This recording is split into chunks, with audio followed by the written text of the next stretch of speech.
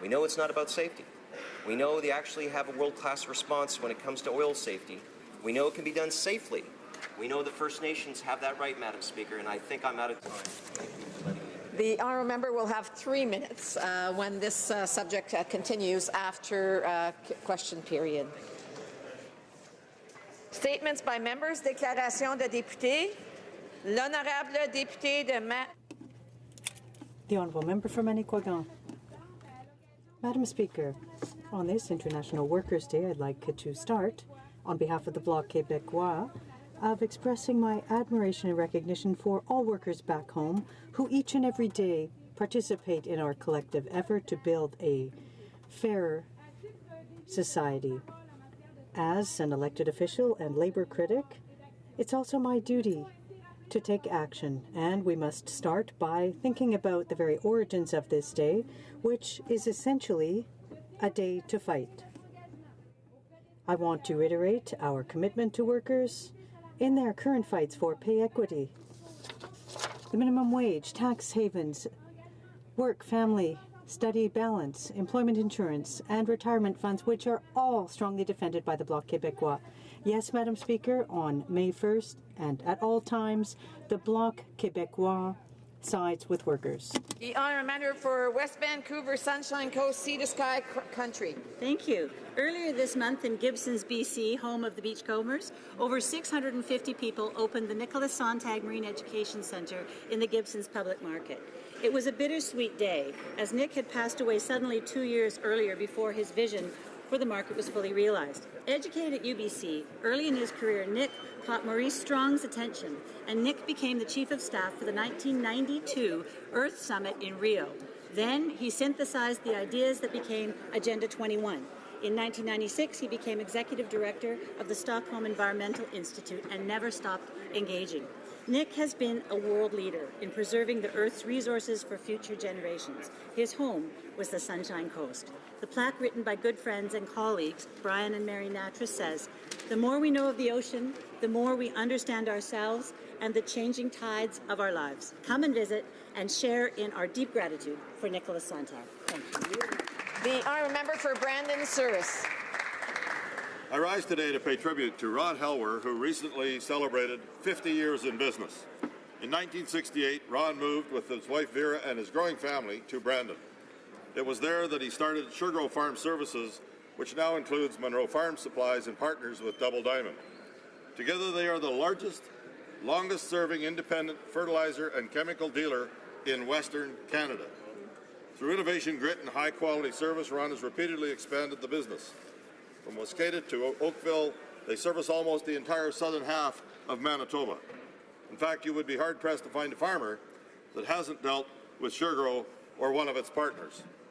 I cannot say enough about Ron's commitment to farming, to his customers, and to his community. Ron is a stalwart of the business community, and for his lifetime dedication to the industry, he was inducted into the Manitoba Agriculture Hall of Fame. Ron, I salute you for all that you've accomplished, and I wish you and Sugargrove all the best in the many years ahead. Honorable député de Châteauguay-Lacolle. The honourable member for Châteauguay-Lacolle. A Canadian of Irish heritage, it is my honour to rise today to commemorate the tragic assassination of a great man, an Irishman, a great Canadian, a member of Parliament and father of Confederation, Thomas D'Arcy McGee, who was gunned down as he was leaving this house 150 years ago, as of April 7th this month. Né en Irlande, immigrant. Born in Ireland, he immigrated to America and became known as a journalist and defender of rights and freedoms, the very ones that we cherish today. Although he was partisan in his youth, he rejected the violent cause of the Fenians, saying that old problems needed to remain Country. Ce sont ces mêmes Fenians qui ont... These are the very same Fenians who assassinated the great man as he worked hard alongside MacDonald and Cartier to found our federation. This month, the St. Patrick's Society of Montreal celebrated this great man in true Irish style.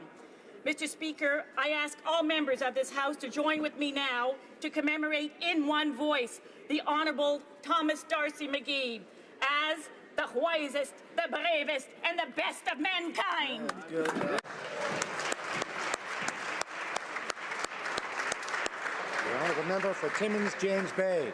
Speaker, the people of Toronto have taken their city back with a defiant act of hope after the senseless mass murder of so many, the vast majority of whom were women.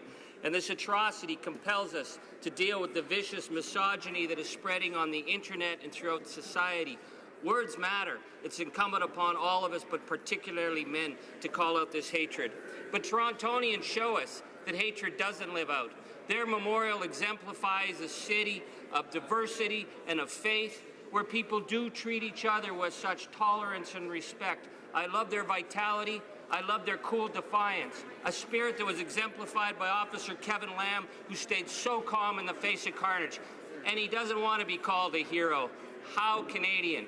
So after the attacks of other cities where we talk about Boston strong and Manchester proud, are we content to just say Toronto the good? No way. It's Toronto the awesome. The honourable member for Oakville.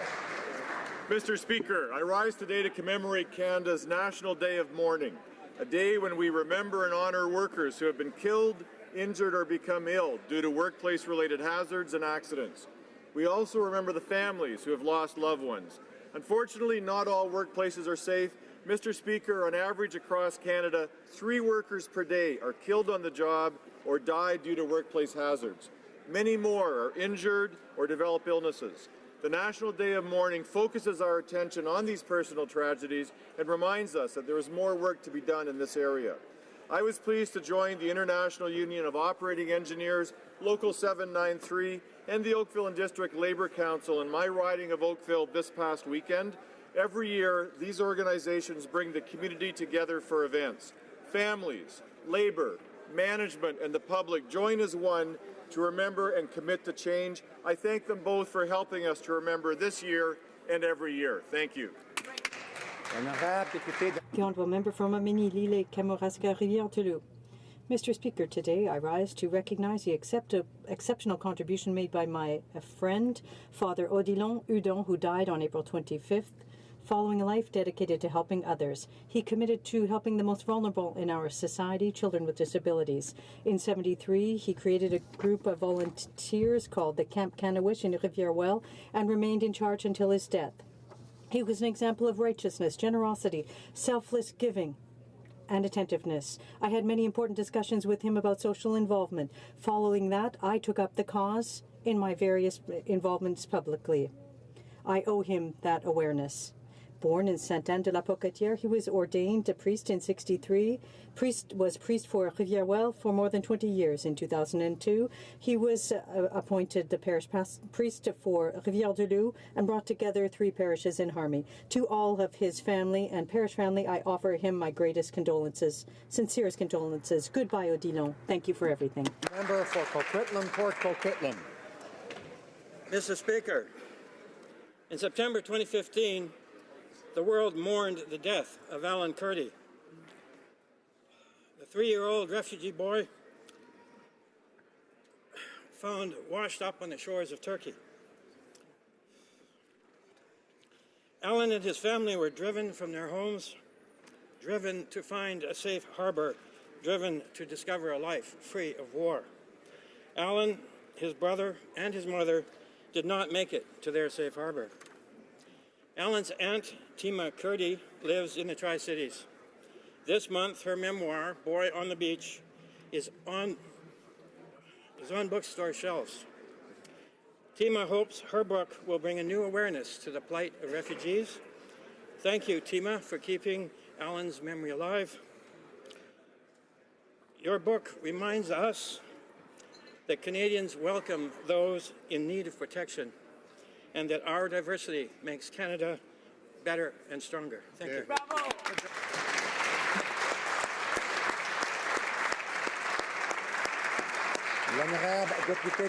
The honourable member for Madawaska-Restigouche. Thank you, Mr. Speaker.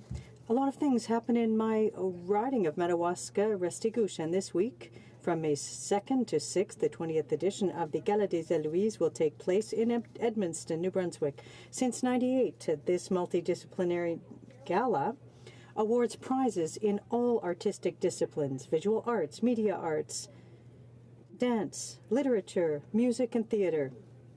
It will be a privilege for me to attend in person, and I'd like to invite all of those who love culture to attend. I congratulate the organizers of the gala, and I wish them the best of success this year and for the next 20 years to come. Along a completely different line now, I'd also like to congratulate the Edmundston Blizzard. They won the final in the Junior A Minor Hockey League in the Maritimes, and this is quite an accomplishment for their first season. This week they're here in Ottawa to compete in the Fred Page Cup. Good luck. The honourable member for Haldeman Norfolk. Mr. Speaker, I rise today to celebrate the 80th birthday of the former Member of Parliament of Haldeman Norfolk, Mr. Bud Bradley.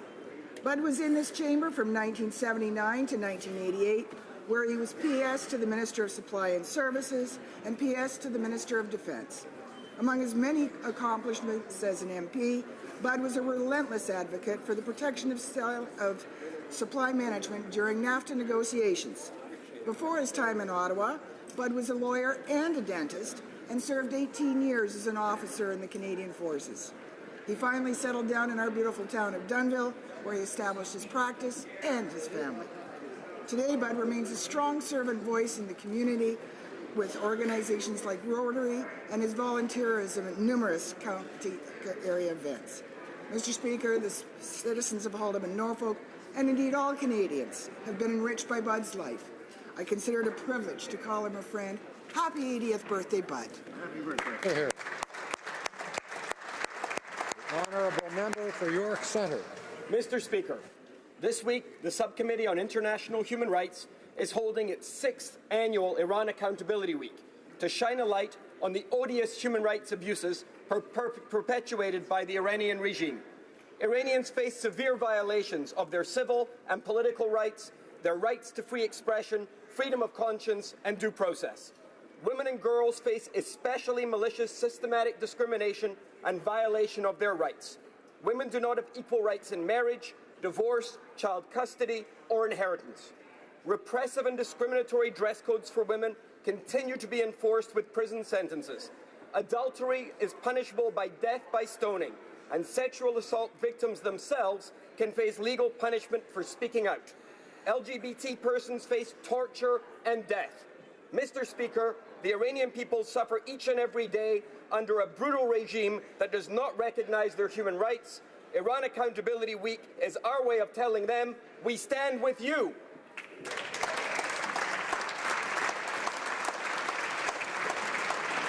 Honourable member for Davenport. Mr. Speaker, today, along with my colleague, the member from Honoré-Mercier, we're honored to welcome 20 exceptional members of Canada's Hispanic and Latin American communities, including the winners of TD's 10 Most Influential Hispanic Canadians. They are neuroscientists, musicians, entrepreneurs, professors, cancer researchers, and more, and they reflect the extraordinary diversity and talent of Canada's Hispanic community.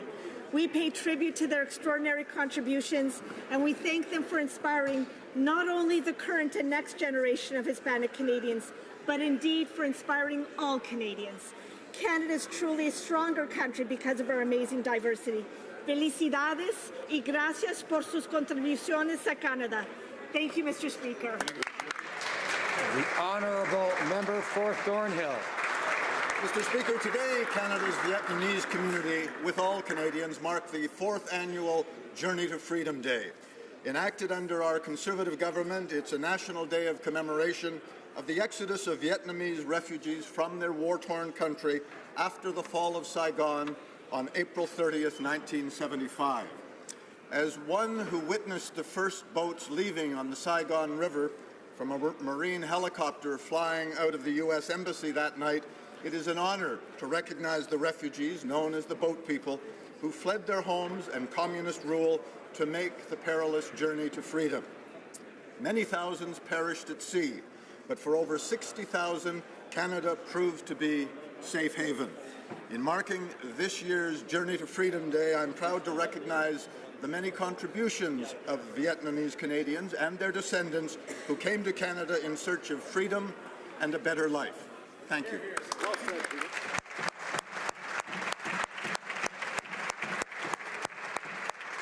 honourable member for Humber River, Black Creek. Thank you, Mr. Speaker, and I too stand to recognize the significant number of Vietnamese Canadians who have chosen to make this great country of Canada their home. Vietnamese Canadians have contributed to the Canadian mosaic with such pride and admiration, and it is important that we recognize them on this important day of remembrance. Canada is now home to a vibrant community of close to 300,000 Vietnamese Canadians, many of which reside in my riding of Humber River, Black Creek. The Vietnamese Canadian community has made a substantial contribution to our cultural, religious, political, and business life, and I'm tremendously proud to know many as friends, colleagues, and supporters. Today, I'm delighted to wish the Vietnamese community great success in the future for all of those who mark this occasion in history. Thank you, Mr. Speaker.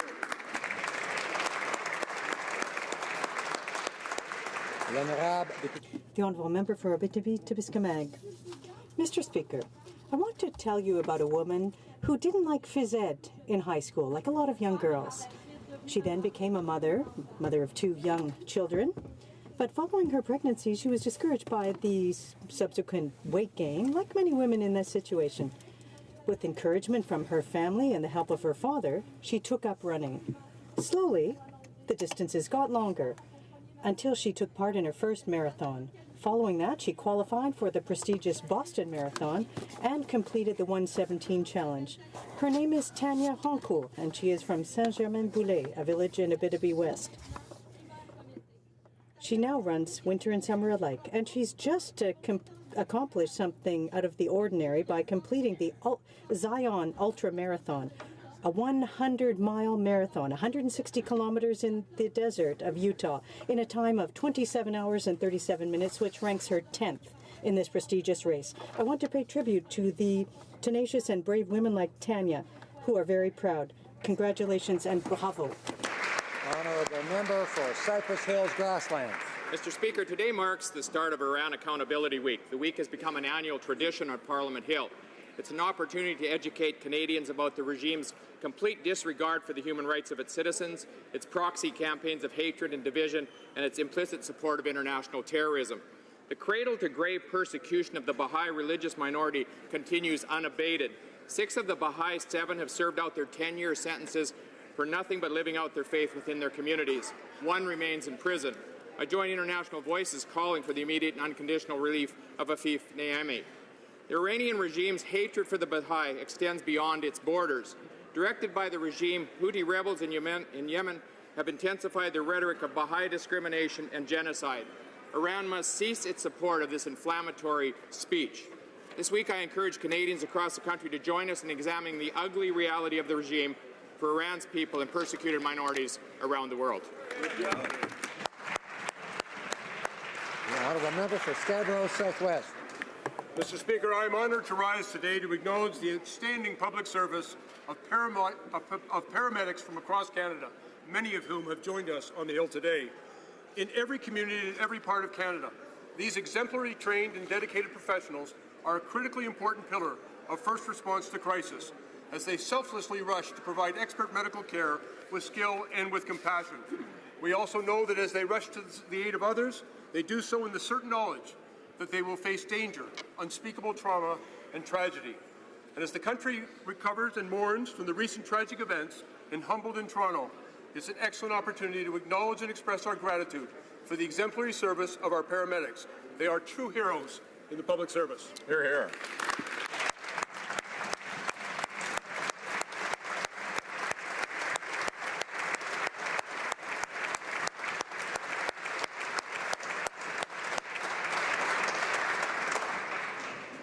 Oral questions, questions orales, the Honourable Opposition House Leader. Hear, hear. There were yet more reports at just how severely Canada's competitiveness is suffering. One CEO said there is a real, genuine, honest, nonpartisan concern that Canada is so completely out of touch with the real world. But, Mr. Speaker, while the Prime Minister ignores the facts, this is in part a direct result of the Liberal carbon tax. But, Mr. Speaker, what about Canadian families? They too are going to suffer. What is the cost of the carbon tax on Canadian families? Honourable Minister of Finance. Mr. Speaker, I'd like to address the issue of Canadian competitiveness. We know that Canada has done exceptionally well over the last 2.5 years. Over the last year and a half, we've had the fastest growth among G7 countries. Canadians have created over 600,000 new jobs. We have among the lowest rates of unemployment we've seen in 40 years. Now, we know that Canadians are competitive because we know that Canada can compete around the world. We will continue to focus on how to improve that competitiveness, working together on issues of importance, considering how we can make sure that, for the long run, these positive results continue. Opposition House Leader. Mr. Speaker, $80 billion of investment has left this country in the last 2 years. Nothing the Minister of Finance tries to say will change that fact. And the carbon tax is contributing to it. Now, the Liberals would have us believe that the carbon tax is going to magically fix all. It'll put an end to floods, droughts, and forest fires, apparently. They won't tell us how much it's going to cost, but just with a wish, a prayer, a little pixie dust, and a new tax on Canadians, all that's wrong in the world will be made right. What a joke, Mr. Speaker. Nobody believes it. But how much is this bad joke going to cost everyday Canadian families? Honourable Minister of Natural Resources. Mr. Speaker, for decades, people have been talking about taking action on climate change, but nothing has been done. We have taken action. We have put forward a world-class oceans protection plan. We have strengthened our environmental assessments, and we have put in place a price on carbon pollution to grow the economy in cleaner ways.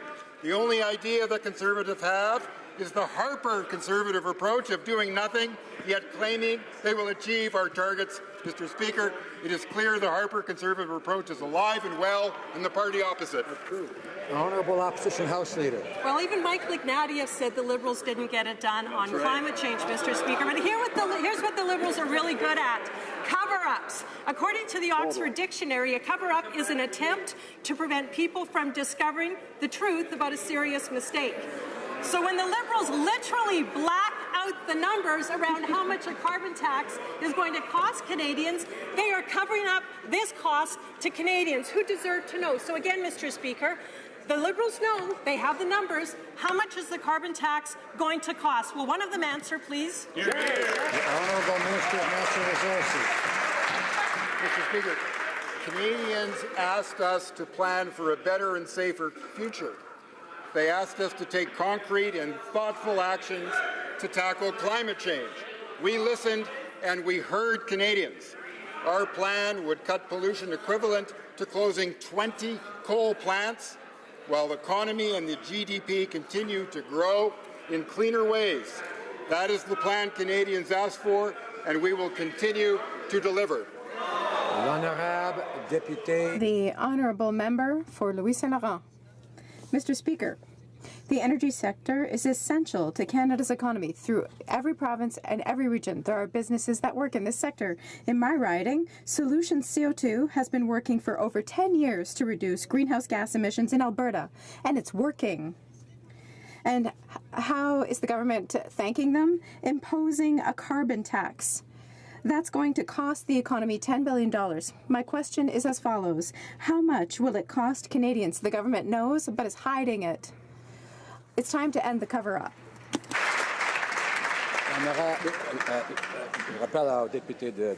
I would remind the member to direct his comments to the chair, the Honourable Minister of Natural Resources.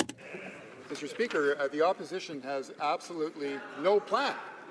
And they had no plan for 10 years because they had absolutely no idea what it means to grow the economy while being respectful of the environment.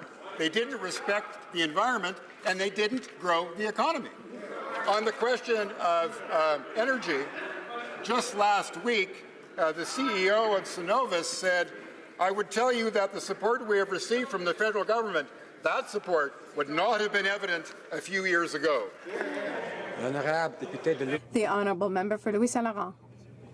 And so, Mr. Speaker, for the Minister's information and for all Canadians between 2015, when the Conservative government was in power, greenhouse gas emissions went down by 2.2%, and the GDP went up. That's the Conservative track record. During that time, Mr. Speaker, the government is continuing to hide the truth from Canadians, taking $10 billion out of the economy. And how much will that cost Canadians? Why continue the cover-up on this situation?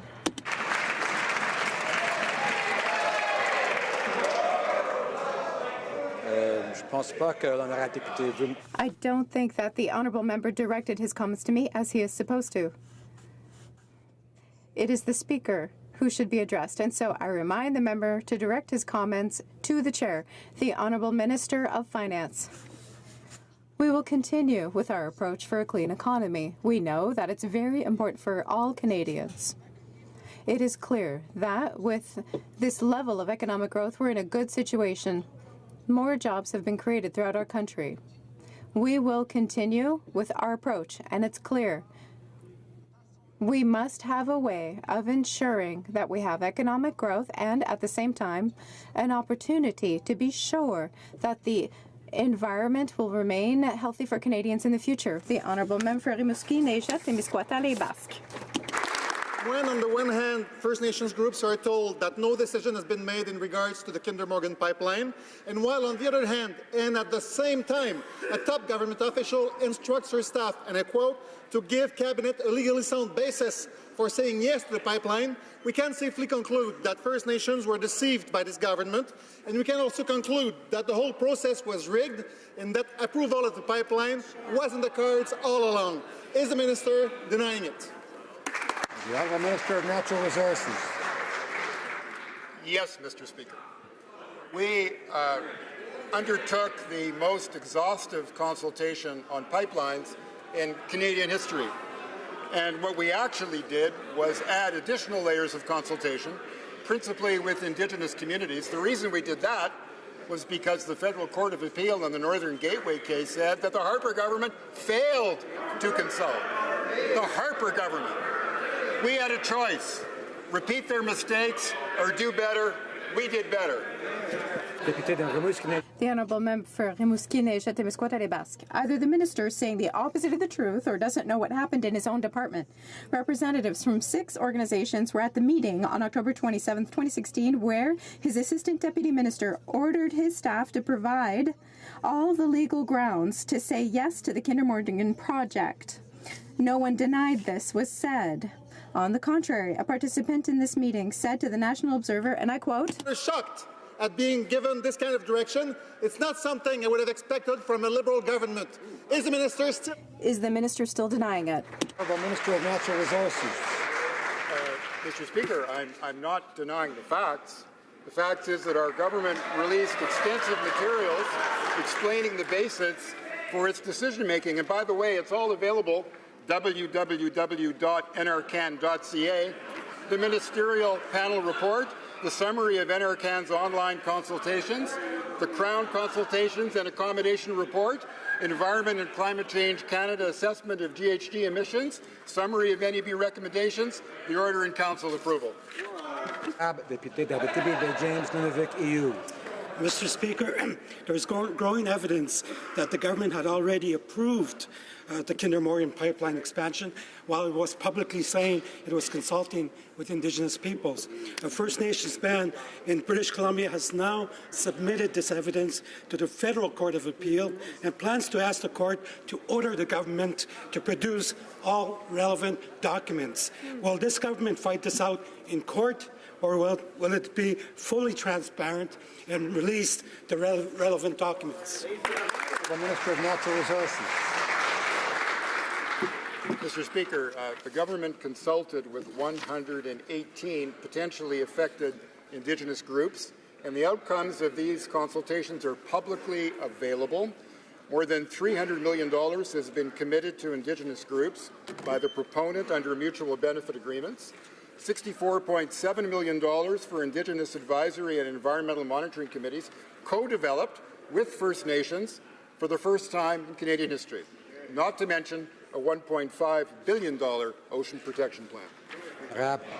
The Honourable Member for Abitibi, Bay James, Nunavut, EU.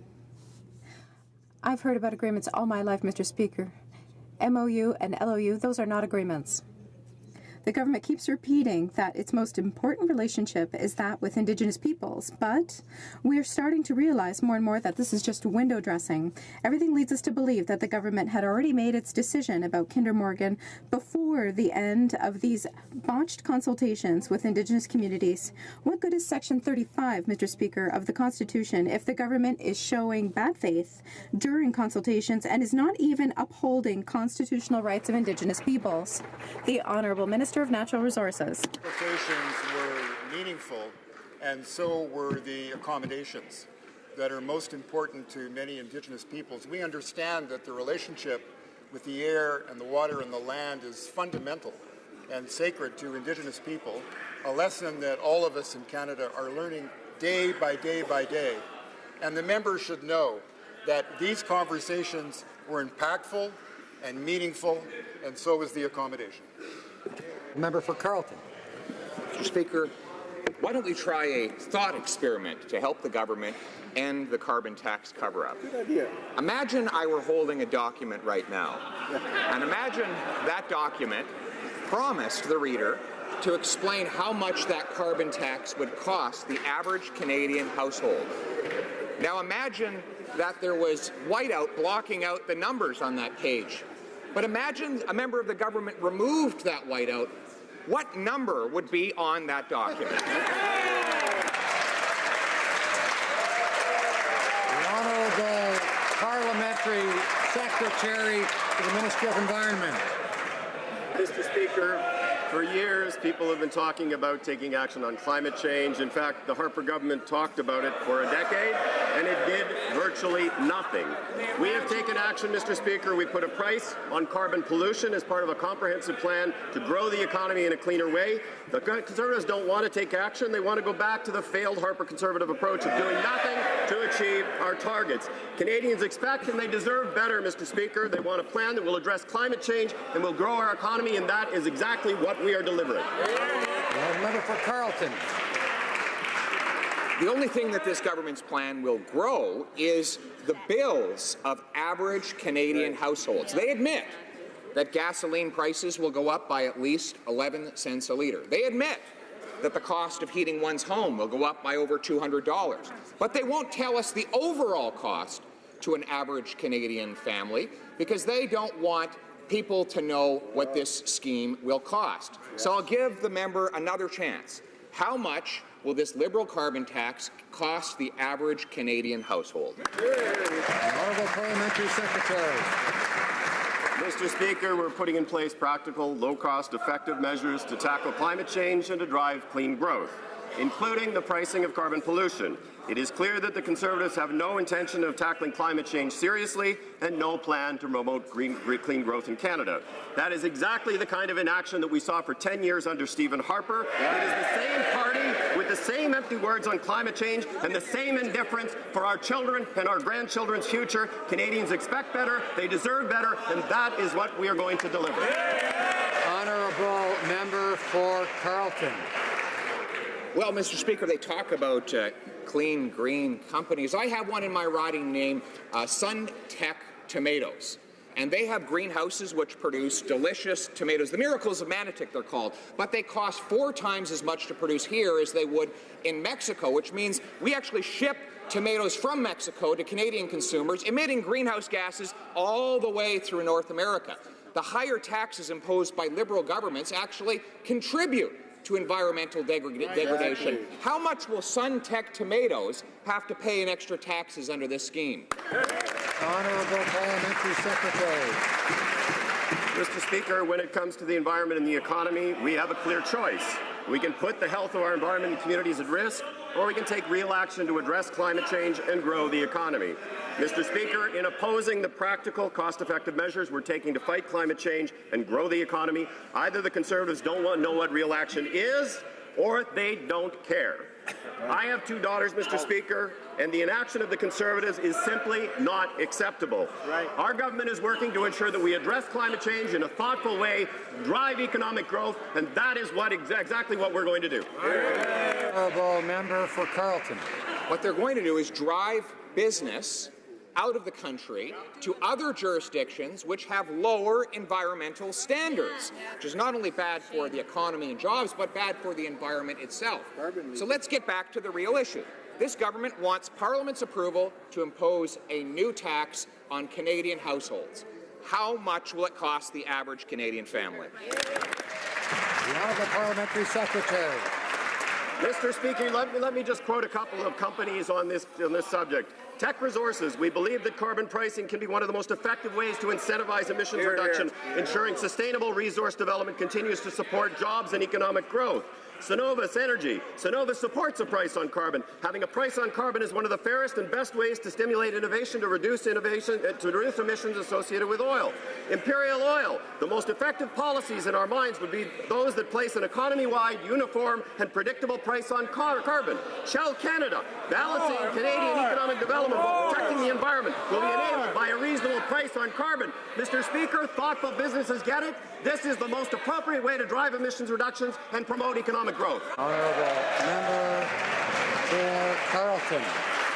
Well, Mr. Speaker, I have no doubt that the millionaire and billionaire CEOs that he cites there are just fine with a few extra $1,000 in taxes. But it's the working families who can't afford higher costs that we're championing on this side of the House of Commons. And I would note that the very companies that he pointed to are divesting themselves from Canada and investing in other places around the world, so of course they won't be affected by the taxes this government supports. When will they stop siding with the CEOs and start siding with working families?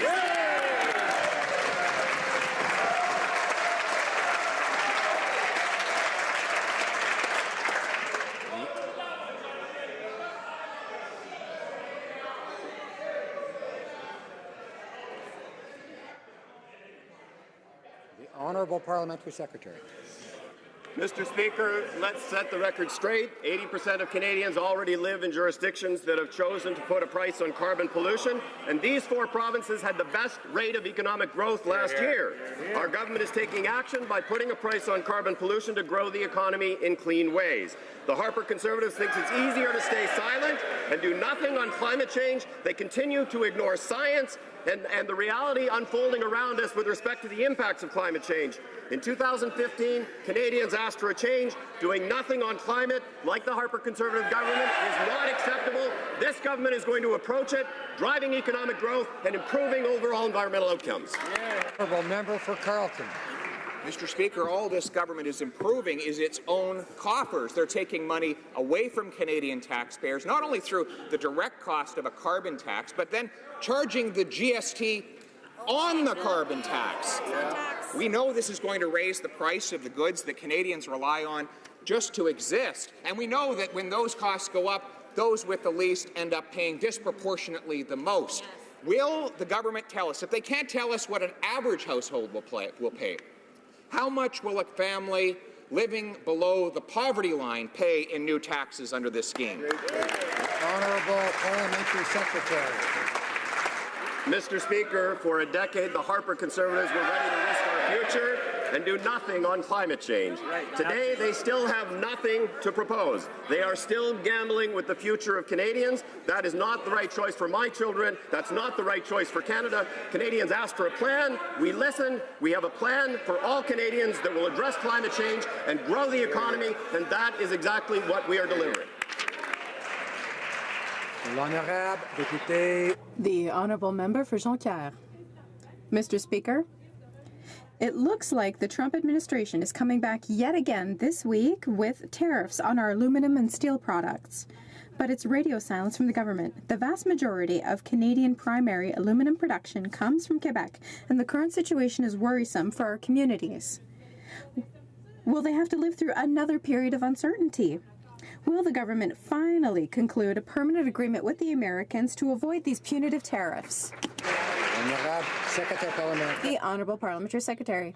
Mr. Speaker, our government firmly defends Canadian workers in the steel and aluminum industries. We have worked hard to obtain an exemption from American tariffs on steel and aluminum, and Open trade is the best way to support Canadian and American industries. We will continue to defend our workers and our industries as we have always done, Mr. Speaker. The honourable member for Essex. Well, Mr. Speaker, tomorrow our time will be up on the temporary tariff exemptions, and our steel and aluminum industry still has no idea what our government is doing about the Trump administration's deadline. We're talking about a 25% tariff on exports to the U.S. starting in less than 24 hours. Yet we've heard nothing about whether the government has reached a deal with the Americans. Workers and communities that depend on the 146,000 steel and aluminum jobs have spent too many sleepless nights worrying about their futures. Can the minister reassure them that they will not be slapped with U.S. tariffs tomorrow? Hear, hear. Honourable Secretary for Canada-U.S. Relations. Mr. Speaker, we've taken important action to defend and support Canadian steel and aluminum workers and industries over the last week. We strengthened our enforcement policies against the diversion and dumping of unfairly priced foreign steel and aluminum into Canada. This includes more than $30 million additional dollars for trade remedy enforcement and new powers to the CBSA. We've also now have 72 specific trade remedy measures enforced to steel and aluminum imports alone. We'll also stand up for Canadian steel and aluminum workers, and we've done so in the past. We'll continue to do so in the future, Mr. Speaker. A member for Calgary-Nose Hill. Mr. Speaker, social programs across Canada are under severe strain due to tens of thousands of unplanned immigrants illegally crossing into Canada from the United States. 40% of Toronto's homeless shelters are recent asylum claimants. This, food bank usage, and unemployment rate shows that many new asylum claimants aren't having successful integration experiences. This begs the question, how many people will the Prime Minister allow to illegally cross the border into Canada this year? Honourable Minister of Immigration. We commend the City of Toronto as well as the Province of Ontario, the Province of Quebec and all Canadians on their generosity towards newcomers. That is something that this country is proud of and will always be part of our tradition. In terms of asylum processing, making sure that there's minimal impacts on provincial social services, we've provided $74 million to make sure that the Immigration Refugee Board does its work so that legitimate claimants can move on with their lives and those who do not have legitimate claims can be removed from Canada. Thank you, Mr. Speaker. Honourable member for Calgary-Nose Hill. That wasn't the question I asked, but this year the sponsorship agreement that Canadians who sponsor refugees have to sign was changed to prevent refugee allowances being reduced if a refugee rejects a reasonable job offer, and that self-sufficiency isn't a requirement but is aspirational. Leaked drafts of the new citizenship guide remove references that it is a responsibility for new Canadians to find a job. Our immigration system should value integration, not entitlement. It should be managed to compassion, not to disorder. How many people is the Prime Minister planning to allow to illegally cross the border this year? Minister of Immigration. Very rich for that member to talk about compassion and refugees when they only had a target of 4,500 in the privately sponsored refugee program. We more than quadrupled that program to 18,000, Mr. Speaker. Mr. Speaker, that member should never talk about settlement and integration because they slashed settlement and integration money for newcomers. We're investing more than $1 billion in settlement and integration for newcomers. And last but not least, Mr. Speaker, they should never talk about immigration processing because under that party, when they were in government, wait times for legitimate immigrants ballooned.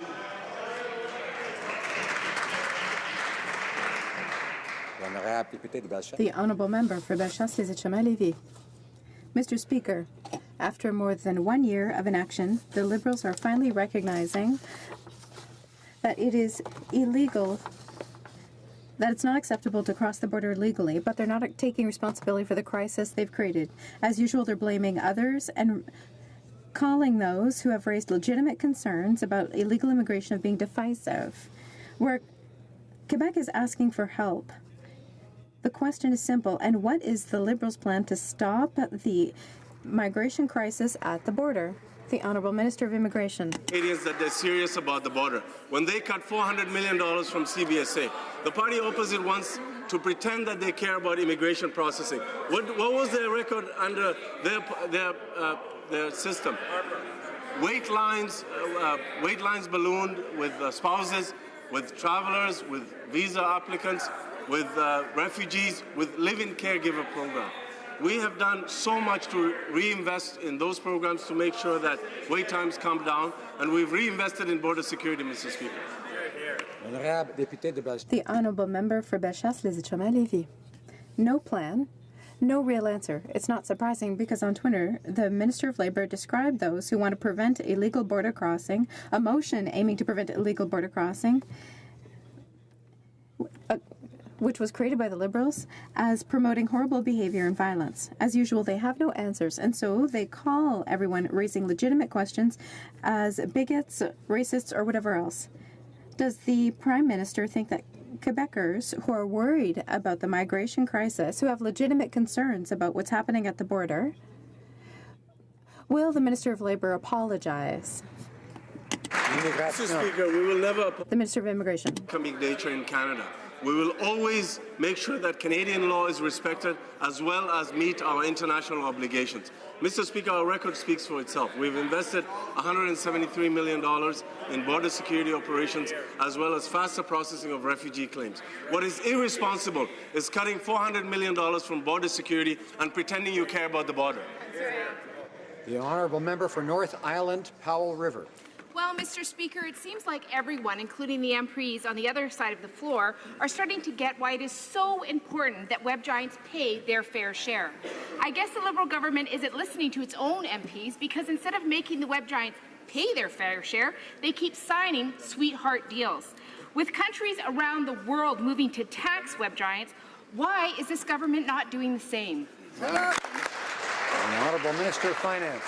Mr. Speaker, we do believe that it's important that we keep our tax system up to date with the changing norms of business. What we are doing is working together with other countries around the world. The OECD has been looking at how we can coordinate our taxation approach for large digital companies. That report came first to the G7 and G20 in the last months, and we're expecting a further report in the next year to a year and a half that will inform us on how we can go together collaboratively to make sure that we do tax these organizations appropriately. The Honourable Member for Longueuil Saint-Hubert. I just can't understand that approach. It's pathetic. Last week, Liberal parliamentarians recommended that the government ask web giants to charge GST. Is this the practice in nearly every OECD country? I asked the Minister of Finance if he would listen to his colleagues' recommendations. I was told they would work with their OECD partners. Mr. Speaker, the OECD has been recommending this since 2015. We're not talking about corporate taxes here. We're talking about GST. Are they doing this on purpose or what? I would remind the Honourable Member that he should direct his comments through the Chair, the Honourable Minister of Finance. Monsieur le Président, comme j'ai dit. Mr. Speaker, as I said, it's very important to consider taxes in coordination with everything else, especially for large corporations. It's necessary to think about having an approach that will really work in the future. That's why we are working with other countries and with the OECD to find a way of doing things that will work in the future. Thank you. Honourable Member for Bonavista, Buren, Trinity. Mr. Speaker, this weekend the leader of the Conservative Party admitted that he, like Harper, has an overall plan to protect the environment while growing the economy. Meanwhile, a new analysis from our government shows that a price on carbon is the foundation of any serious climate plan. Cutting pollution in a way that is equivalent to shutting down 20 coal plants. Can the Parliamentary Secretary share with this House the positive impact our plan to put a price on pollution will have for the environment and the economy? Honourable Parliamentary Secretary to the Minister of Environment. Thank you to the Honourable Member for the question. Mr. Speaker, Canadians made a choice in 2015 to grow the economy while protecting the environment, something Stephen Harper could never do. Our plan to put a price on carbon pollution will reduce emissions, drive innovation, and help Canada compete in a global market for clean solution, one that will be worth trillions of dollars. These Conservatives don't want to take action on climate change. They want to go back to the failed Harper Conservative approach of doing nothing to address climate change or to achieve our targets. Mr. Speaker, we know that their approach doesn't work. Their poor economic and environmental records prove it. The Honourable Member for Lakeland. Mr. Speaker, investment is leaving Canada under this Prime Minister. Scotiabank says, quote, reliance on the existing pipeline network and rail shipments to bring Canadian oil to market has demonstrable impact on Canada's well-being, with consequences that extend well beyond Alberta. BMO warns the pipeline crisis sends a message it's difficult to develop Canadian resources and will limit, quote, revenues, taxes, investment, production, and development. Why is this Prime Minister chasing billions in investment, jobs, and Indigenous opportunities from Canada into the United States? The Minister of Natural Resources. Mr. Speaker, the Prime Minister was in Fort McMurray, so was the Minister of Infrastructure, and we listened to the workers of Fort McMurray, and you know, they actually came from every nook and cranny of the country, Mr. Speaker, working in the oil sands, and they understand better than everybody else how important the energy sector is for families in virtually every region of the country. And the member knows that we approved the Trans Mountain Expansion Pipeline for all of the reasons that she would agree with: jobs, expansion of export markets, investor certainty. The Honourable Member for Lakeland. Well, Mr. Speaker, the BC Business Council says the TMX delay is, quote, a crisis of confidence in Canada's regulatory processes with far-reaching implications.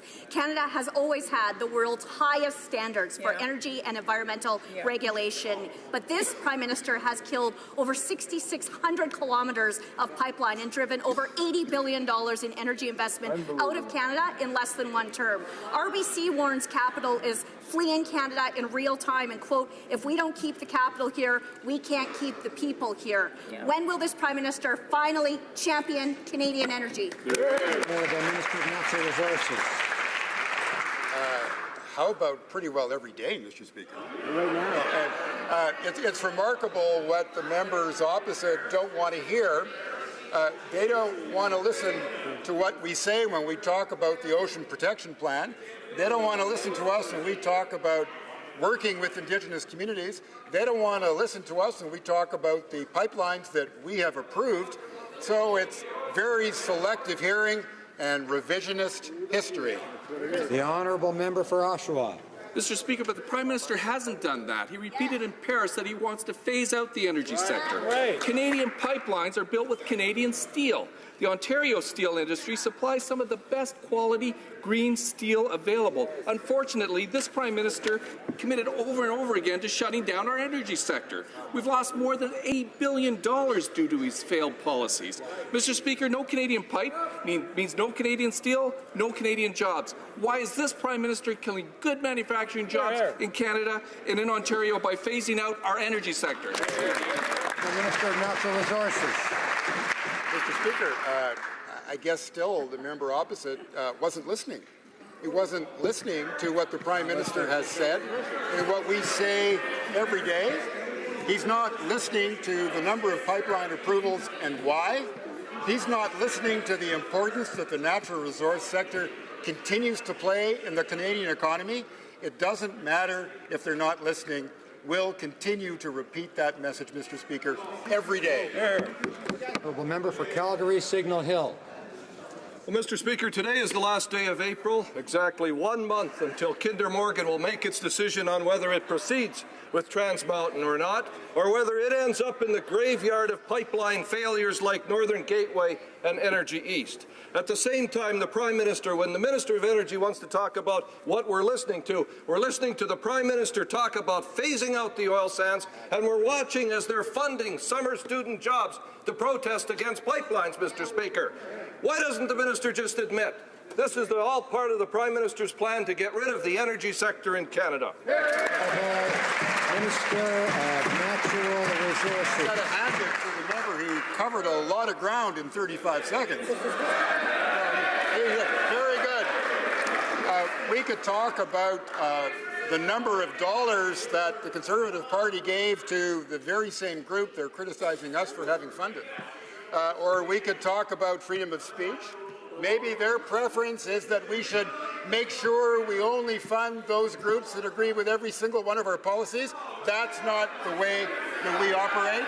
And it's also true that the members should know that 50,000 new jobs have been created in Alberta. Alberta continues to lead in GDP growth. We are proud. Honourable Member for London Fanshawe. Mr. Speaker, on August 24th, the Toronto-Dominion Bank plans to close the last remaining bank branch in Old East London, leaving payday lenders free to prey on residents. My appeal to the Minister when TD closed its Hamilton Road branch got a pathetic response. This government stands by and does nothing when the big banks abandon our communities. But New Democrats and Canadians know the solution is postal banking. Will the government support my motion M166 to study and implement postal banking? For Public Services. Mr. Speaker, our government was excited to release our vision for Canada Post earlier this year, and we stand behind our commitment to focusing on the core service it provides to Canadians across this country. Mr. Speaker, a parliamentary committee and a second committee has looked at the issue of postal banking. We have tasked our new leadership at Canada Post to look into innovative and creative ways of better providing services to Canadians, and I'm very excited at the progress that's being made. Thank you. The member for Edmonton Strathcona. Speaker, while Canadians have waited patiently for their governments to act, 2 caribou herds in British Columbia are almost extinct. The remaining herds of mountain and boreal woodland caribou in BC and Alberta are also on the brink of extirpation. Both federal law and treaty aid obligations require this Minister of Environment to intervene and stop further degradation of the critical habitat. Promised spending on future conservation just won't cut it. Will the minister now consider safety net orders at least to spur completion of effective provincial range plans to save this iconic species? Very good. The Secretary to the Minister of Environment. Mr. Speaker, the plight of both boreal caribou and South Mountain caribou is one that is important to all Canadians. It is a test of all governments' ability to work to ensure an appropriate future in terms of biodiversity in this country.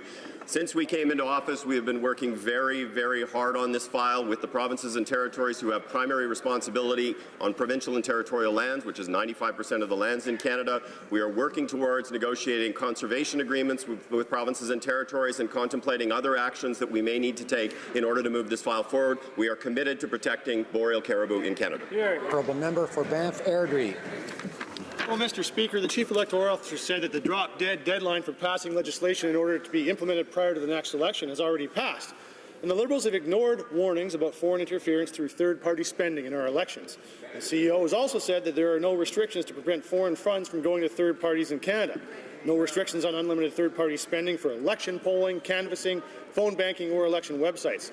So can the Liberals explain why they only care about their own interests and not those of Canadian democracy? President of the Treasury Board. Mr. Speaker, we are moving forward to modernize Canada's Election Act, and we will be repealing the unfair parts of the Harper Conservatives' Fair Elections Act. In fact, the Harper Conservatives made it harder for Canadians to vote, and that is what the Conservatives continue to applaud today, that they made it harder for Canadians to vote. We will make it easier for Canadians to participate in the electoral movement and to elect good, strong government serving all Canadians, Mr. Speaker. The honourable member for Banff Airdrie. Mr. Speaker, an Ipsos Reid poll found that 87% of Canadians think it's reasonable to be required to prove your ID and your address before voting. Yet the Liberals want to change this. You need ID to receive health care or to drive a vehicle, so why not to be able to vote? Can the Liberals explain to Canadians why they don't think ID should be required to vote? Honourable President of the Treasury Board. Mr. Speaker, in fact, there's a court case right now on this very issue. I won't comment on that court case, but let's be very clear. We want to make it easier for Canadians to vote and to participate in the Canadian electoral process. The Conservatives, on the other hand, when they were in government, made it more difficult for Canadians to participate. We think that was the wrong approach. We believe in engaging Canadians on the future of their country is exactly the way to proceed, and that's exactly what we're going to do, Mr. Speaker. The honourable member for Montmagny-les-Lakes, Kamouraska, Rivière-du-Loup. Mr. Speaker, the Liberals are going to be tinkering with our electoral system and creating confusion just 18 months before the next elections. In Quebec, voters are used to presenting either a health card, a driver's license, a Canadian passport, an Indian status card, or a Canadian Armed Forces ID card. No one is excluded, Mr. Speaker. Why are the Liberals trying to weaken the integrity of our electoral system? The Honourable President of the Treasury Board. Once again, Mr. Speaker, we will be modernizing Canada's Elections Act and repealing the concerning aspects that were adopted by the Harper government. Their actions made it harder for Canadians to vote. We believe that our country is stronger when we have more Canadians, not less, participating in our democracy.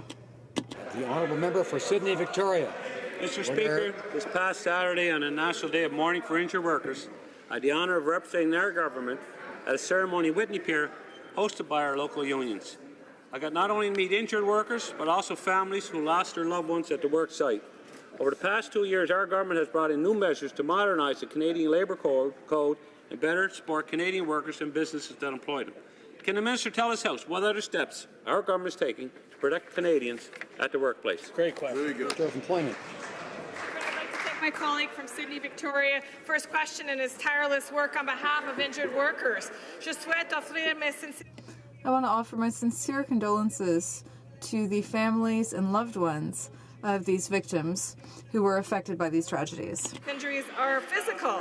To help put an end to harassment and sexual violence, our government has introduced the historic Bill C-65. We're going to continue to work with the labour movement, with employers and provincial and territorial partners to improve work environments to better protect the safety of Canadian workers. Thank you, Mr.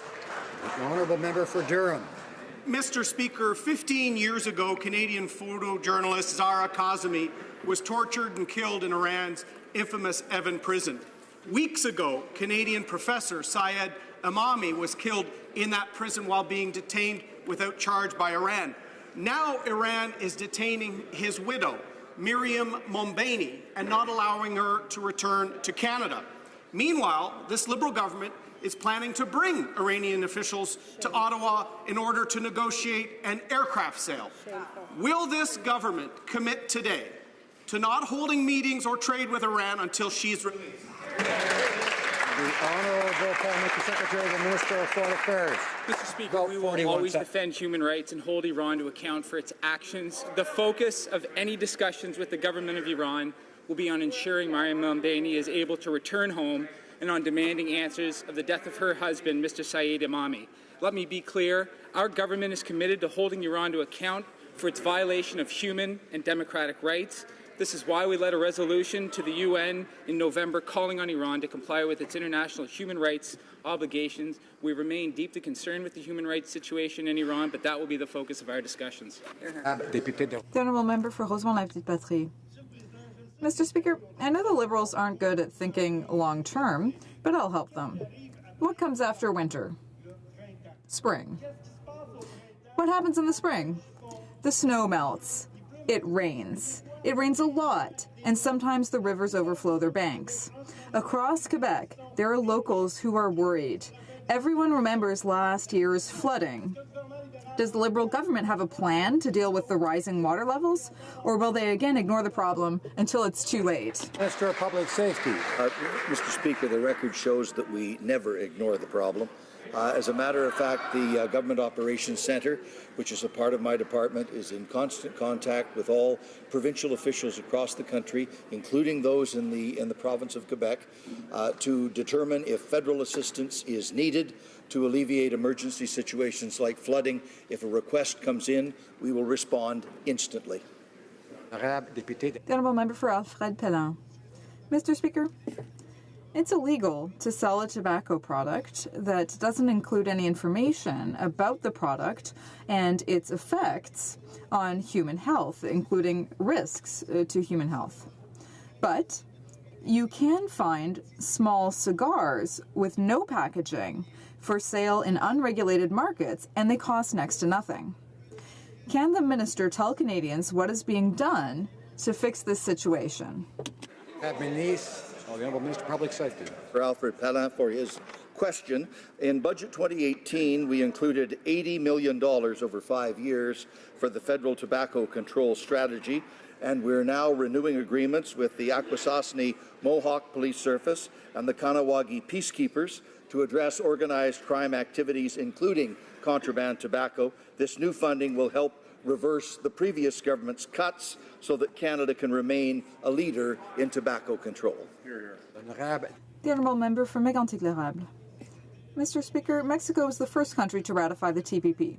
Japan is currently debating the TPP in Parliament. Unfortunately for the Canadian economy, nothing's happening here.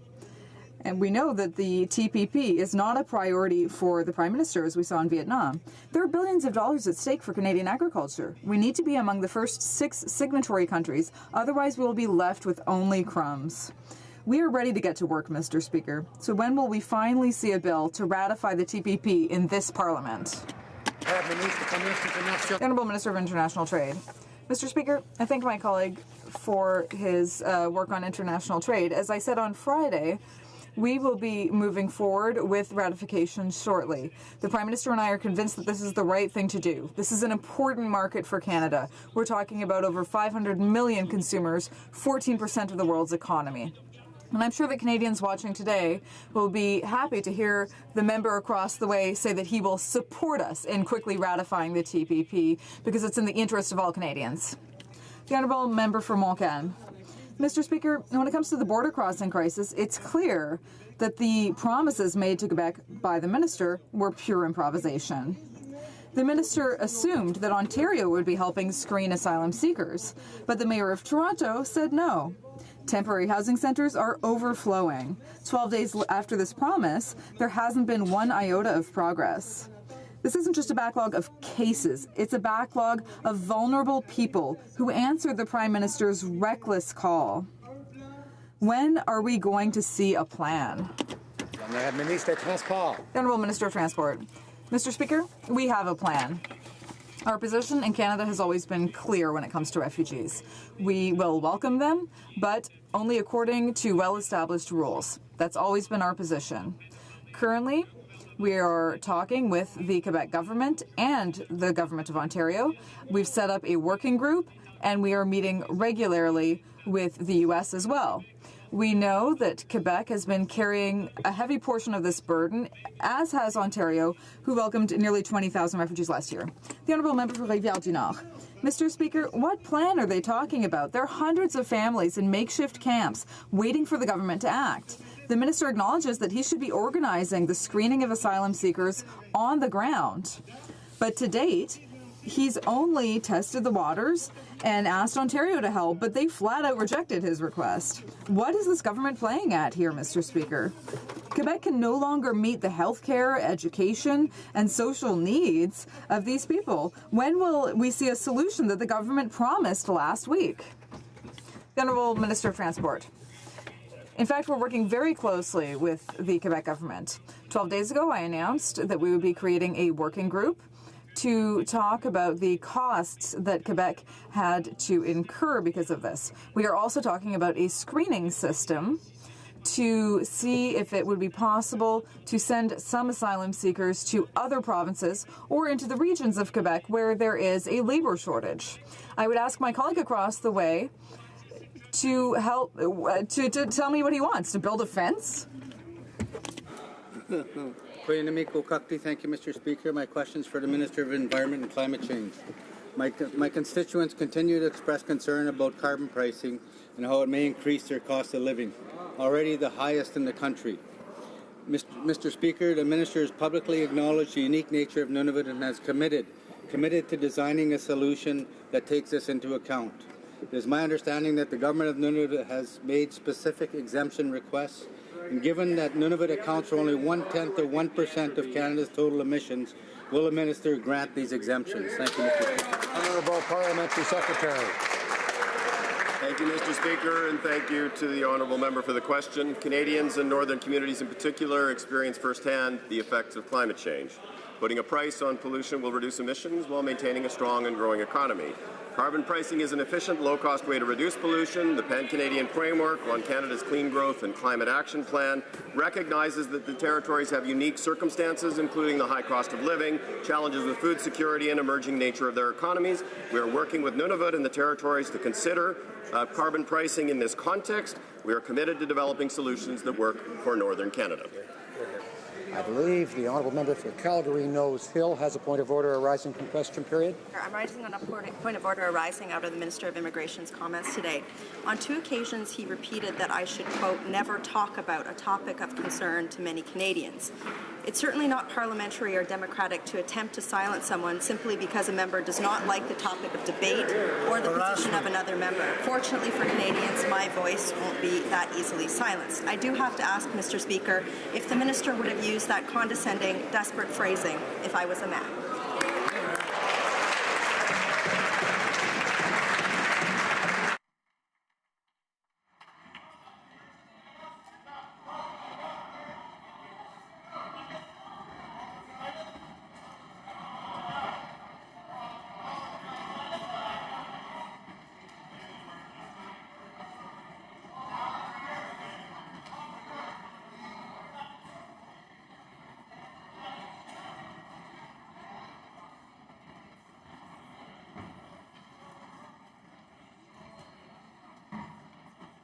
I thank that member for Gagalino's Hill for her comments. This may be more debate than point of order. I don't see the Minister of Immigration rising to respond.